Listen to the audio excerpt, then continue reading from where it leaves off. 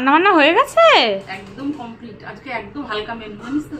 আমার দর্শক বন্ধুরা শুধু আমাকে কমেন্ট করে জানায়, দিদি তুমি কত রান্না করো কত রান্না করো। আজকে একদম কিন্তু হালকা মেনু করেছি। দেখো, প্রথমেই দেখো গরম গরম সাদা ভাত, সাথে আছে পেঁয়াজি, আলু ফুলকপি একটা মাখা মাখা তরকারি করেছি, সুন্দর করে একদম মাখা মাখা তরকারি করেছি।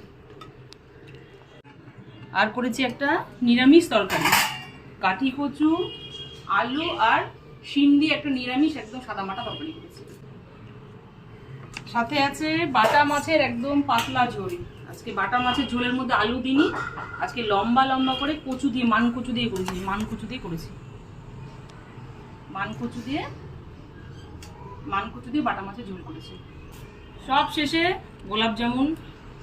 ভাত খাওয়ার পর একটু মিষ্টি মুখ করতেই হবে, যাই হোক সব শেষে গোলাপ জামুন রেখেছি। এই যে হচ্ছে আজকে গরম গরম একদম সিম্পল মেনুগুলো কেমন হলো তোমরা কিন্তু কমেন্ট করে অবশ্যই জানাবে।